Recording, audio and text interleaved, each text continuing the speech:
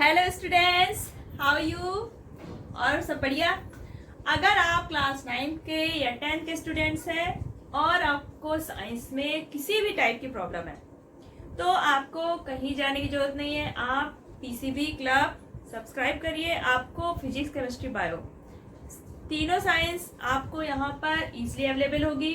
आपके सारे चैप्टर, सारे टॉपिक, सब कुछ यहाँ पर कवर किए जाएंगे। तो डोंट बी लेट, अभी बेल आइकन दबाइए, चैनल सब्सक्राइब करिए। चलिए फिर हम लोग अपने स्टडी पे आते हैं। तो अभी हम लोग पढ़ रहे थे 10th क्लास का बायोलॉजी का लाइफ प्रोसेसेस। तो हमने क्या पढ़ा था? Nutrition in animals, humans, small organism. तो न्यूट्रिशन हमारा कंप्लीट हो चुका था।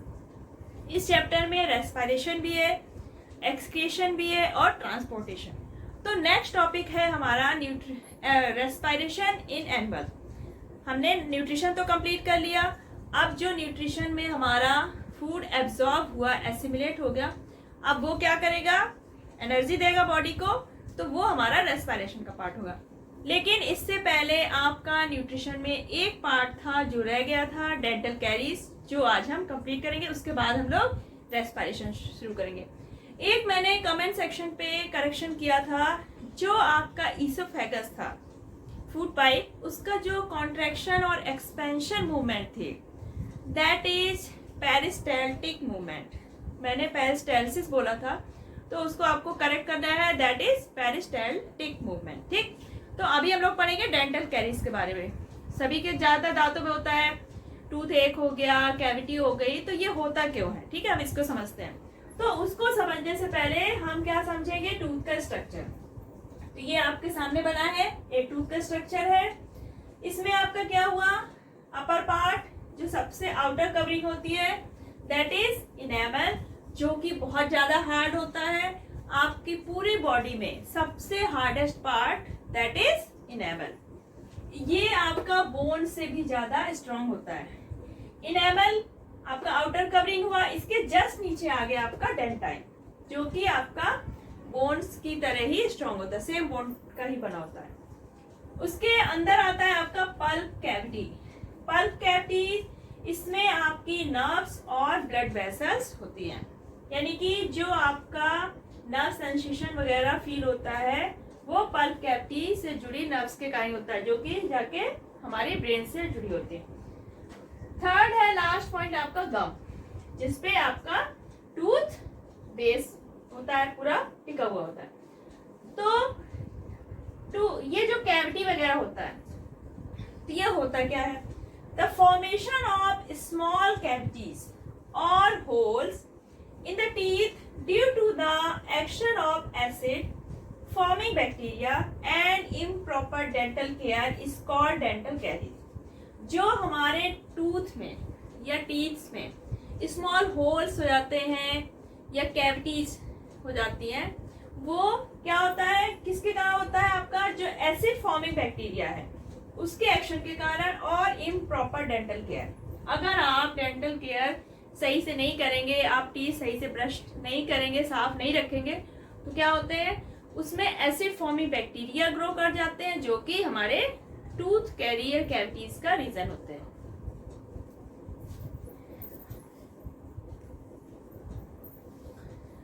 तो ये जो कैविटीज हैं, अब ये कैसे बनती हैं? देखिए, जब आप कोई शुगर सब्सटेंस लेते हैं तो क्या होता है? वैसे तो हमारा सलाइवा क्या होता है? एल्कलाइन होता है। लेकिन हमारे मुंह में क्या हुआ? अब हमने मीठा कुछ खाया या शुगर वाली चीजें खाई, तो मुंह में क्या हुआ? शुगर प्रेजेंट है, हमने सही से ब्रश नहीं किया या प्रॉपर पानी से साफ नहीं किया, तो हमारे मुंह के अंदर जो बैक्टीरिया है, अब वो क्या करेंगे? एसिड फॉर्मेशन शुरू करेंगे। जब उनको शुगर सब्सटेंस मिला तो उन्होंने एसिड बनाना शुरू कर दिया। अब जो एसिड है, तो वो क्या होता है?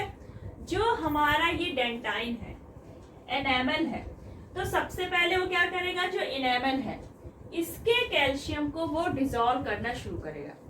जब ये लेयर आपकी डिसॉल्व कर लेगा धीरे धीरे, तब वो डेंटाइन पार्ट में पहुंच जाएगा और इसके कैल्शियम को डिसॉल्व करना शुरू कर देगा। तो अगर आप इम्प्रॉपर केयर करते हैं डेंटल की, अपनी टूथ्स की, तो क्या होता है? काफी लंबे समय तक अगर आप दांतों की सही से केयर नहीं कर रहे हैं तो आपके धीरे धीरे जो एसिड फॉर्मिंग बैक्टीरिया की एक्टिविटी है वो आपकी कहाँ तक पहुंच गई, डेंटाइन तक। उसके बाद क्या हुआ, आपका ये जो आउटर पार्ट हुआ टूथ का और अंदर जो आपकी पल्प कैविटी है, तो इसके बीच क्या हो गई, डिस्टेंस कम हो गई, क्योंकि बीच में इन्होंने क्या किया, इतना पार्ट खाली कर दिया, क्योंकि ये कैल्शियम यहाँ का डिसॉल्व कर दिया, तो ये क्या हो गया, पोर्शन आपका स्पेस हो गया। तो अब जो एसिड बनेगा, अभी वो क्या बैक्टीरिया एसिड तो बनाते रहेंगे, तो वो एसिड कहाँ तक पहुंच जाएगा, आपके पल्प कैविटी तक। जब पल्प कैविटी तक एसिड पहुंच गया तो यहाँ पे क्या है, हमारी नर्व्स है, नर्व्स में क्या फील होगा, हमें सेंसेशन। तो जो एसिड होगा उसके कारण हमें इरिटेशन फील होगा और दांत में पेन फील होगा। तो अगर आपकी थोड़ी बहुत कैविटी बन पाई है तो आप क्या करें, अगर आप अपने डेंटिस्ट के पास जाते हैं, अपनी जो कैविटी दांत के अंदर उसको प्रॉपर क्लीन करवा के अगर उसमें फिलअप करवा लेते हैं तो क्या होगा, आपकी कैविटी क्या हो जाएगी, ये फिल हो जाएगी। तो इससे आपकी जो बैक्टीरियाज का आगे का प्रोसेस है वो क्या हो जाएगा, रुक जाएगा। तो आपके पल्प कैविटी तक इन्फेक्शन नहीं फैल पाएगा। क्यों, क्योंकि अगर वही इन्फेक्शन आपका पल्प कैविटी तक पहुंच गया तो क्या होगा, वहां पे इन्फ्लेमेशन होगा और इन्फेक्शन होगा, उससे काफी ज्यादा सेवियर पेन होगा आपको टीथ में। तो टूथ कैविटी से बचने के लिए आपको करना क्या है, जब आप खाना खाते हैं या कुछ भी मीठा लेते हैं तो आपको प्रॉपर क्लीनिंग करनी है, ब्रशिंग प्रॉपर करनी है, ताकि आपका जो टीथ में कहीं भी फूड पार्ट के फंसा न रह जाए। उससे क्या होगा, आपकी टूथ कैविटीज नहीं होगी। कभी कभी होता है कि आपने खाना खाया, अगर क्लीनिंग नहीं की तो एक येलो कलर की लेयर टाइप की बन जाती है टूथ के ऊपर। तो उससे क्या होता है, अब अगर आपका जो सलाइवा है तो उसका एल्कलाइन जो फॉर्म है वो बीच में क्या आ गया, टूथ के ऊपर क्या हो गया, ये प्लेक जमा हो गया। तो यहाँ पे अब बैक्टीरिया अंदर आराम से क्या करेंगे, एसिड बना रहे हैं, आपका सलाइवा है एल्कलाइन, लेकिन वो उस एसिड को न्यूट्रलाइज करने के लिए अंदर नहीं जा पाएगा। क्यों, क्योंकि यहाँ पे एक प्लेक बन चुका है।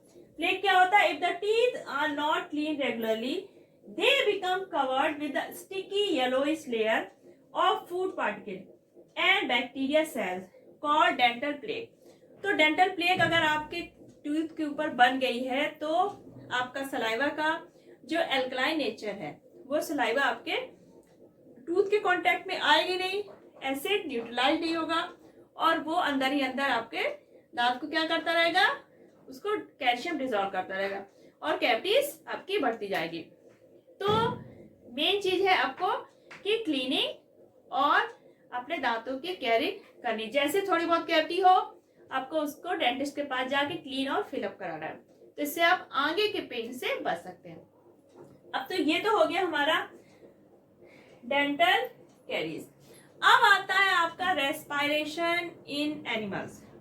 रेस्पायरेशन में क्या होता है, आपका जो फूड एब्जॉर्ब हो गया था उसका क्या हुआ, एसिमिलेशन भी हो गया, यानी कि एब्जॉर्ब जो फूड था, यानी कि ग्लूकोज है, अमीनो एसिड है, फैटी एसिड्स है, ये आपके एसिमिलेट हो गए, यानी कि ब्लड में पहुंच गए और ब्लड से थ्रू बॉडी के सारे सेल्स में पहुंच गए।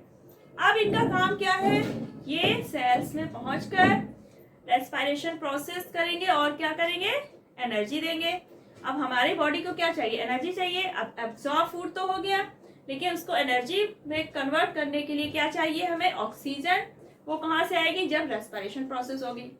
तो रेस्पायरेशन प्रोसेस में क्या होगा, ऑक्सीजन आप जब ब्रीद इन करेंगे तो लंग्स के थ्रू आपके क्या ऑक्सीजन अंदर गई बॉडी में, उसके बाद ब्लड से वो सारे पार्ट्स में गई, सारी सेल्स में पहुंची। अब क्या होगी, आपकी जो रेस्पिरेशन प्रोसेस कंप्लीट होगी, ग्लूकोज आपका ब्रेक होगा और एनर्जी प्रोड्यूस करेगा। तो अब हमारा रेस्पिरेशन प्रोसेस स्टार्ट होता है। रेस्पिरेशन होता क्या है, अब आपका देखो न्यूट्रिशन में क्या हुआ था, आपका फूड ब्लड में पहुंच चुका था एब्जॉर्ब होके। तो फूड हमारा क्या करता है, फ्यूल का वर्क करेगा, फ्यूल। अब रेस्पिरेशन प्रोसेस में क्या होगा, ये सेल्स के अंदर जो हमारा एब्जॉर्ब फूड पहुंच चुका है, तो उसको जब ऑक्सीजन मिलती है तो वो कार्बन डाइऑक्साइड, वाटर और एनर्जी में टूट जाता है। यानी कि फूड हमारा ऑक्सीजन के साथ रिएक्ट करेगा, CO2 बनाएगा, वाटर और एनर्जी जो कि हमारी सेल्स में मिलेगी, सेल्स बाकी अपने फंक्शन करेगी और जो ग्रोथ और रिपेयर होनी हमारी बॉडी में सेल्स में वो होगी। तो ये है आपका रेस्पिरेशन। आपकी जो रेस्पिरेशन प्रोसेस है वो कहाँ पर होती है? आपकी सेल्स के अंदर। ये सेल्स है, फूड आया आपका, मेनली जैसे ग्लूकोज हो गया आपका ब्लड के through, oxygen from air breathing के थ्रू, आपका सेल के अंदर क्या हुआ? ऑक्सीडेशन प्रोसेस हुआ और आपका क्या बना? CO2, वाटर और एनर्जी। CO2 आपकी जब आप ब्रीथ आउट करेंगे तो वह एक्सपेल हो जाएगी। वाटर आपका थोड़ा बहुत बाहर निकलेगा। वाटर हमारे लिए हार्मफुल तो है नहीं, वो आपका बॉडी में यूज अप हो जाएगा। उसके बाद आपकी एनर्जी हुई जो कि आपकी बॉडी में जो फंक्शंस है उसके लिए यूज अप हो जाएगी। एक्स्ट्रा एनर्जी आपकी सेल्स में ATP फॉर्म में स्टोर हो जाएगी। उसके बाद आता है आपका ब्रीदिंग एंड रेस्पिरेशन। ब्रीदिंग और रेस्पिरेशन में क्या डिफरेंस है? ब्रीदिंग एक फिजिकल प्रोसेस है जिसमें हम क्या करते हैं? ब्रीथ इन और ब्रीथ आउट, यानी कि आप एयर को अंदर करते हैं, इनहेल करते हैं और ब्रीथ आउट यानी कि एक्सपेल करेंगे। इसमें आपके लंग्स पार्टिसिपेट करते हैं। ये एक फिजिकल प्रोसेस हो गई। रेस्पिरेशन में क्या होता है? ये एक बायोकेमिकल प्रोसेस है। इसमें ब्रीदिंग और ऑक्सीडेशन दोनों ही प्रोसेस आ जाती है। यानी कि रेस्पिरेशन में क्या होगा? आपका ब्रीदिंग तो होना ही होना है, बाकी आपकी सेल्स के अंदर जो ऑक्सीडेशन प्रोसेस है वो भी आपकी रेस्पिरेशन में आ जाएगी। रेस्पिरेशन आपका जस्ट फोटोसिंथेसिस का उल्टा है। क्यों? फोटोसिंथेसिस में क्या होता था आपका? वहां पर सनलाइट एनर्जी, वाटर और CO2 यूज करके वहां पे ऑक्सीजन बनती थी और आपका फूड बनता था। यहाँ पर क्या हो रहा है? फूड आपका ऑक्सीजन के साथ मिलके CO2, वाटर और एनर्जी में ब्रेक डाउन हो रहा है। तो ये तो सिंपल हो गया आपका रेस्पिरेशन। अब इसके बाद हम लोग रेस्पिरेशन को थोड़ा सा आपने पढ़ा था कि रेस्पिरेशन प्रोसेस में क्या हुआ? जो आपका फूड था, फूड फ्यूल की तरह वर्क कर रहा था। फूड ऑक्सीजन के साथ मिलके क्या बना रहा था? आपका CO2, वाटर और एनर्जी। तो अब ये जो रेस्पिरेशन में आपकी एनर्जी बनी तो उसका सेल्स के अंदर यूज कैसे होगा? कैसे ये स्टोर होगी, कैसे यूज होगी? अब हमारी सेल के अंदर क्या होता है? ATP भी पाया जाता है, that is energy currency, adenosine triphosphate, सभी को पता है। ADP भी होता है, दैट इज एडिनोसिन डाइफॉस्फेट। और आपका फॉस्फेट मॉलिक्यूल भी होता है। फॉस्फेट इसको PI से भी रिप्रेजेंट करते हैं, यानी कि इनऑर्गेनिक फॉस्फेट, जो कि फॉस्फोरस और ऑक्सीजन से मिलकर बनता है। तो जो ATP है आपका, उसमें क्या होते हैं? फॉस्फेट के 2 मॉलिक्यूल्स होते हैं और ATP में फॉस्फेट के 3 मॉलिक्यूल। जो आपका ADP है ये आपका कम एनर्जी वाला होता है और ATP में क्या होती है? ज्यादा एनर्जी होता है। तो जो एनर्जी हमें मिली जब हमारा फूड का ऑक्सीडेशन हुआ, तो जो एनर्जी हमें मिली, तो अब उसका यूज देखिए कहाँ पर होगा? जो आपके सेल के अंदर क्या है? ADP लो एनर्जी वाला है। ये एक फॉस्फेट से ऐड हो जाएगा। फॉस्फेट कहाँ है? हमारी सेल्स के अंदर ही है। तो ADP फॉस्फेट से मिलेगा, ठीक। और ये कैसे होगा? बाय यूजिंग एनर्जी जो कि प्रोड्यूस हुई है आपकी रेस्पिरेशन प्रोसेस में। तो रेस्पिरेशन प्रोसेस में जो एनर्जी प्रोड्यूस हुई है उसका यूज करके ADP फॉस्फेट मॉलिक्यूल से ऐड हो जाएगा और क्या बन जाएगा आपका? ATP, जो कि हाई एनर्जी मॉलिक्यूल है। अब ये जो ATP है ये क्या हो गया? एनर्जी का एक पॉइंट हो गया, यानी कि इसमें एनर्जी बहुत सारी है। अब हमारे सेल्स में जो रिएक्शन हो रही है जो जरूरी है सेल्स के लिए और उसको एनर्जी चाहिए, तो वो एनर्जी अब कौन देगा? आपका ATP। तो ATP क्या करेगा? वाटर को यूज करके ATP किस में टूट जाएगा? आपका ADP और फॉस्फेट में और एनर्जी प्रोड्यूस करेगा। यानी कि एनर्जी पहले स्टोर होनी है, ATP फॉर्म में क्या होगी? स्टोर होगी। अब जो सेल्स के अंदर जो आपका फंक्शन हो रहा है उसको एनर्जी ATP से मिलेगी। सारी एनर्जी क्या होती है, एटीपी में स्टोर हो गई। अब सेल्स को हमेशा नहीं चाहिए होती एनर्जी, तो वो एनर्जी एटीपी के फॉर्म में स्टोर रहेगी। करेंसी कहते हैं इसको हम लोग, एनर्जी करेंसी।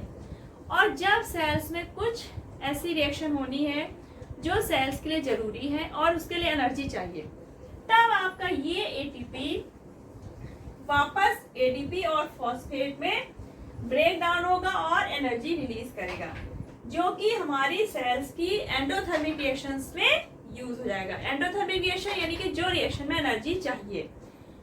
तो इस रिएक्शन में आपको 30.5 किलो जूल पर मोल एनर्जी प्रोड्यूस मिलती है, यानी कि एक मोल से आपको 30.5 किलो जूल एनर्जी मिलती है, जो कि यूज होती है एंडोथर्मिक रिएक्शन ऑफ सेल। ऐसे बहुत से फंक्शन होते हैं, जैसे कॉन्ट्रैक्शन ऑफ मसल्स हो गया, नर्व इम्पल्स का कंडक्शन होना है, सिंथेसिस ऑफ प्रोटीन्स है, एक्सेट्रा, और भी जो फंक्शंस हैं उसके लिए एनर्जी आपको इससे मिल जाएगी। तो ये आपको समझ में आ गया एनर्जी रेस्पिरेशन बनी कैसे, फिर वो स्टोर कैसी हुई और उसका यूज कहाँ हुआ। रेस्पिरेशन प्रोसेस समझने के लिए कुछ ये स्टेप्स देखो, आप समझना होगा। ग्लूकोज एक 6 कार्बन कंपाउंड है, ठीक है। सिंपल फूड आपका ग्लूकोज है, सिंपलेस्ट फूड। इसका फॉर्मूला क्या है, C6H12O6। अब आपका जो ग्लूकोज है, तो पहला हमारा ये ग्लूकोज कहाँ पर पहुंचता है, सेल्स के अंदर। तो ये कहाँ पर प्रेजेंट होगा, साइटोप्लाज्म में। साइटोप्लाज्म सेल के अंदर जो मैट्रिक्स होता है दैट इज साइटोप्लाज्म। तो ग्लूकोज हमारा पहले आपका किसमें ब्रेक होता है, पायरुविक एसिड, ठीक। इस प्रोसेस को बोलते हैं जिसमें आपका ग्लूकोज पायरुविक एसिड में ब्रेक डाउन होता है, दैट इज कॉल्ड ग्लाइकोलाइसिस।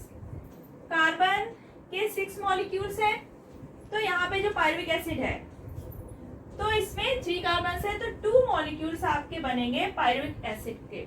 इसको आप पायरुवेट भी कह सकते हैं।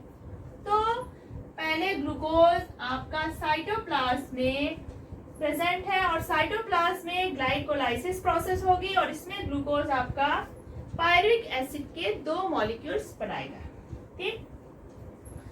अब ये प्रोसेस तो आपकी हो गई साइटोप्लाज्म में। अब पायरुविक एसिड का आगे क्या होना है, ये डिपेंड करता है कि आपके सेल्स में ऑक्सीजन है या नहीं है। अगर सेल्स में ऑक्सीजन है, तब आपका आगे कौन सा रेस्पिरेशन हो जाएगा, एरोबिक, यानी कि ऑक्सीजन के साथ मिलकर। इसमें क्या होगा, आपका पायरुविक एसिड कंप्लीटली ऑक्सीडाइज हो जाएगा और CO2 वाटर और एनर्जी देगा, काफी एनर्जी देगा।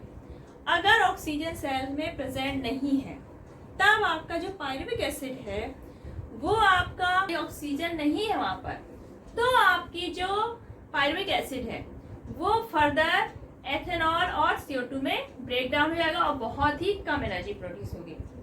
और अगर पायरुविक एसिड किसी एनिमल सेल्स की बात करें, वहां पर ऑक्सीजन नहीं है, तो वो आपका क्या बनाएगा, लैक्टिक एसिड, और बहुत ही कम एनर्जी प्रोड्यूस होती है। और अगर ऑक्सीजन आपकी पहुंच गई, तो चाहे वो प्लांट सेल हो या एनिमल सेल, दोनों में ऑक्सीजन के प्रेजेंस में कौन सी साइकिल होती है, क्रेब्स साइकिल। और ये आपकी कहाँ पर होगी, माइटोकॉन्ड्रिया में। ये आपकी साइटोप्लाज्म में नहीं होगी। ऑक्सीजन के साथ जो रिएक्शन होती है पायरुविक एसिड की, that is called Krebs cycle, और ये माइटोकॉन्ड्रिया में होगी। तो जब ऑक्सीजन अगर मिल जाता है पायरुविक एसिड को, तो ये CO2 वाटर और ATP के मॉलिक्यूल्स बनाता है, जो कि हाई एनर्जी प्रोड्यूस करते हैं। तो ऑक्सीजन के प्रेजेंस में आपका कंप्लीट ऑक्सीडेशन हो जाता है पायरुविक एसिड का, और हमें ज्यादा अमाउंट में एनर्जी मिलती है। जैसे आपने देखा होगा, जब बॉडी हमारी एक्स्ट्रा वर्क कर रही होती है या फिजिकल वर्कआउट, तो हमें बहुत ज्यादा मसल्स पेन होता है। वो क्यों होता है, तो उसमें क्या होता है, आपकी बॉडी को ऑक्सीजन की और एनर्जी की ज्यादा जरूरत होती है। अगर आपकी बॉडी में सफिशिएंट क्या है, ऑक्सीजन नहीं मिल पा रही है, लेकिन एनर्जी उस समय बॉडी को चाहिए, तो कुछ जो रेस्पिरेशन की प्रोसेस है वो बिना ऑक्सीजन के हो जाती है, यानी कि एनएरोबिक रेस्पिरेशन हो जाता है। उसमें थोड़ी एनर्जी मिलती है बॉडी को, लेकिन उसमें क्या प्रोड्यूस होता है, लैक्टिक एसिड, और लैक्टिक एसिड हमारी मसल्स में पेन प्रोड्यूस करता है। तो अगर आप एक्स्ट्रा वर्कआउट कर रहे हैं या फिजिकल वर्कआउट और आपको मसल्स पेन हो रहा है, तो यानी कि आपकी बॉडी में लैक्टिक एसिड बना है। और इसके लिए आप क्या कर सकते हैं, हॉट वाटर बाथ ले सकते हैं। उसमें क्या होगा, ब्लड सर्कुलेशन बढ़ जाता है, सेल्स तक प्रॉपर ऑक्सीजन पहुंच जाती है, और जब ऑक्सीजन मिलती है तो लैक्टिक एसिड हमारा ब्रेक डाउन होकर CO2 वाटर और एनर्जी में कन्वर्ट हो जाता है। तो इससे आपको पेन से रिलीफ मिलता है। तो ये तो हो गई आपके रेस्पिरेशन प्रोसेस। रेस्पिरेशन के टाइप्स, रेस्पिरेशन 2 टाइप का है, एनारोबिक रेस्पिरेशन और एरोबिक रेस्पिरेशन। एनारोबिक रेस्पिरेशन जिसमें ऑक्सीजन की जरूरत नहीं है, एरोबिक रेस्पिरेशन जिसमें ऑक्सीजन हमें चाहिए। तो बहुत से ऐसे बैक्टीरियाज हैं और आपका जैसे ईस्ट है, नॉन ग्रीन प्लांट है, उसमें कौन सा रेस्पिरेशन होता है, एनारोबिक रेस्पिरेशन। एनारोबिक रेस्पिरेशन और एरोबिक रेस्पिरेशन में फर्स्ट स्टेप आपका कॉमन होता है। इसमें आपका जो ग्लूकोज है, ग्लूकोज आपका साइटोप्लाज्म के अंदर कौन सी रिएक्शन होती है, ग्लाइकोलाइसिस, और आपका बनता है पायरेट। इसके 2 मॉलिक्यूल बने, ये क्या है आपका पायरुविक एसिड या फिर पायरुवेट। तो ये आपका दोनों प्रोसेस में सेम होगा, स्टार्टिंग प्रोसेस एनारोबिक रेस्पिरेशन हो या आपका एरोबिक रेस्पिरेशन, दोनों में फर्स्ट स्टेप आपका ग्लाइकोलाइसिस होगा जो साइटोप्लाज्म होगा, और ग्लूकोज आपका 2 मॉलिक्यूल पायरुविक एसिड बनाएगा। अगर अब आपका ऑक्सीजन एब्सेंट है, ऑक्सीजन क्या है, एब्सेंट है, तो ये आपका किसमें ब्रेक डाउन हो जाएगा, एथिल अल्कोहल और CO2 और 2 ATP मॉलिक्यूल बनेंगे। कितने ATP मॉलिक्यूल्स बनेंगे यहाँ पर, 2 मॉलिक्यूल्स।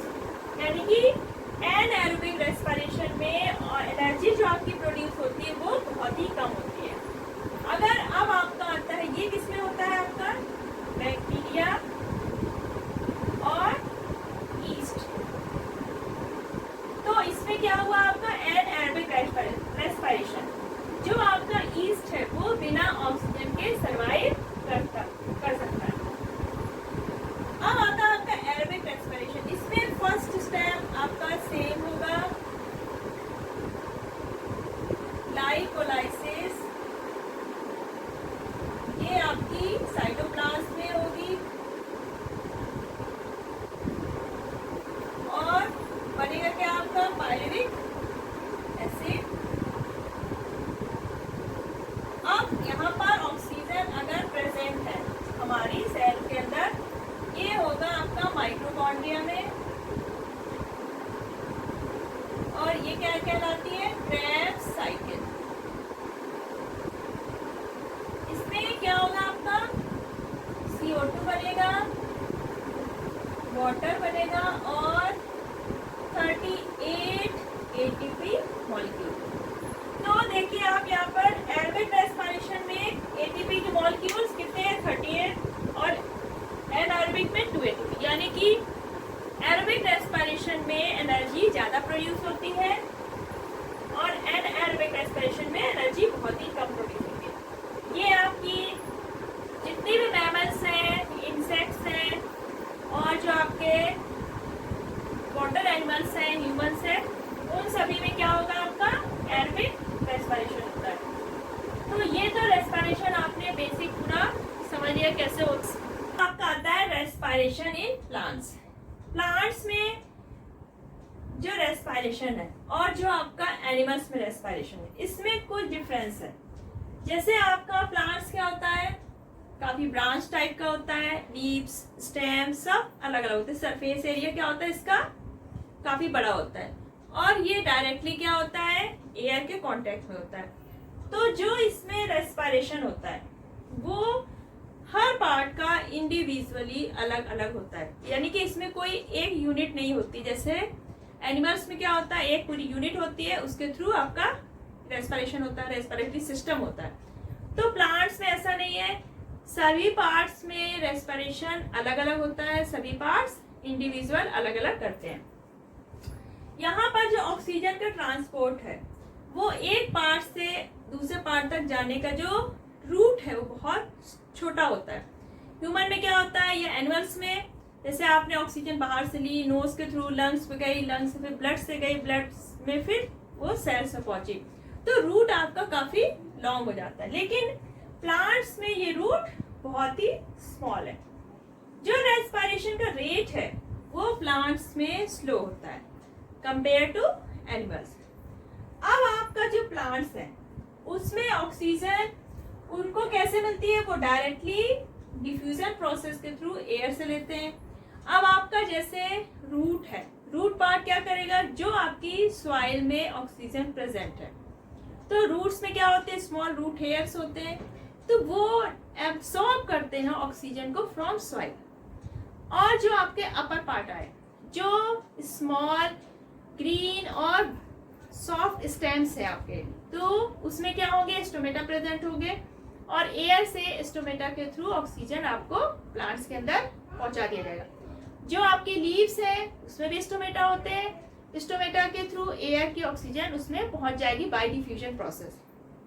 और आपके अगर प्लांट्स का स्टेम वुडी है, हार्ड है, तो उसमें क्या प्रेजेंट होते हैं? लेंटिकल्स, स्मॉल पोर्स होते हैं, जो कि डिफ्यूजन प्रोसेस के थ्रू ऑक्सीजन वहां से अंदर पहुंच जाएगी। तो प्लांट्स में ऑक्सीजन डायरेक्टली डिफ्यूजन प्रोसेस के थ्रू एटमॉस्फेयर से पहुंच जाती है। अब डे टाइम में क्या होता है? प्लांट्स में फोटोसिंथेसिस भी चल रही होती है। फोटोसिंथेसिस में क्या होता है? आपका ऑक्सीजन प्रोड्यूस होता है।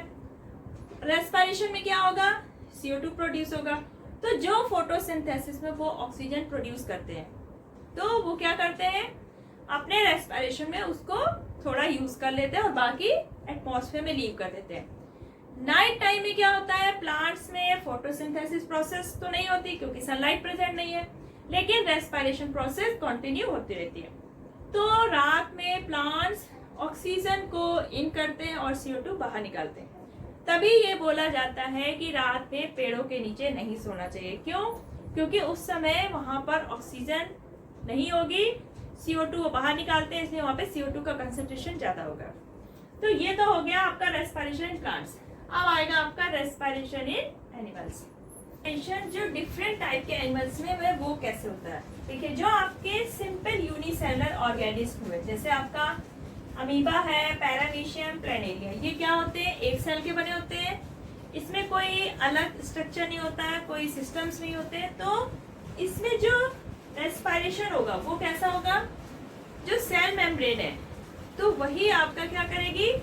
रेस्पिरेशन प्रोसेस का बेस बनाएगी। यानी कि सेल मेम्ब्रेन के थ्रू, डिफ्यूजन प्रोसेस के थ्रू जो वाटर की ऑक्सीजन है वो डिफ्यूजन प्रोसेस के थ्रू बॉडी के अंदर जाएगी, और जो बॉडी के अंदर CO2 है वो सेल मेम्ब्रेन से बाय डिफ्यूजन आपकी बाहर निकल जाएगी। जैसे ये आपका है अमीबा, ठीक है। तो ये जो सेल मेम्ब्रेन है, ऑक्सीजन क्या हुई? आपकी अंदर गई, और जो CO2 है वो आपकी बाहर आ जाएगी। तो सिंपल इसकी जो सेल मेम्ब्रेन है उसी के थ्रू सिंपल डिफ्यूजन के प्रोसेस के थ्रू ऑक्सीजन जाएगी और CO2 बाहर आएगी। अब आता है आपका जैसे अर्थ फॉर्म है, ये सॉइल में रहता है, तो इसकी जो स्किन है उसके थ्रू डिफ्यूजन प्रोसेस के थ्रू ये क्या करता है? ऑक्सीजन एयर से एब्जॉर्ब करता है, और ऑक्सीजन के बाद क्या होता है? बॉडी में CO2 जो बनती है वो स्किन के थ्रू ही बाय डिफ्यूजन वो एयर में वापस चली जाएगी। आपके जो आते हैं एक्वेटिक एनिमल, जैसे आपके फिश हो गए, प्रॉन्स हो गए, तो इसमें आपका रेस्पिरेटरी ऑर्गन क्या होता है? गिल्स, सभी को पता है। जो आपके फिश है उसके हेड के दोनों ही साइड गिल्स प्रेजेंट होते हैं, जो कि एक गिल कवर से प्रोटेक्टेड होते हैं। तो जब ये फिश वाटर लेती है माउथ से, तो ये वाटर गिल के थ्रू होता हुआ बॉडी में जाएगा। जब वाटर हमारा गिल से पास होगा तो क्या होगा?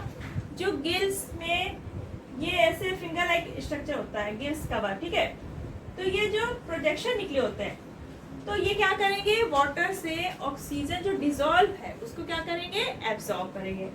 तो गिल से क्या हुआ? वाटर आपका पास आउट होके निकलेगा और ऑक्सीजन यहाँ पर एब्सॉर्ब हो जाएगी, जो कि ब्लड में पहुंचेगी, ब्लड से पूरी बॉडी में, और उसके बाद CO2 आपकी क्या हुई? वापस यहाँ से जब वाटर निकलेगा तो CO2 उसमें डिसॉल्व होके बाहर आ जाएगी। तो एक्वेटिक एनिमल्स में क्या हुआ आपका रेस्पिरेटरी ऑर्गन गिल्स। अगर आप फिश को वाटर से बाहर निकालते हैं तो वो क्या हो जाती है, मर जाती है। क्यों?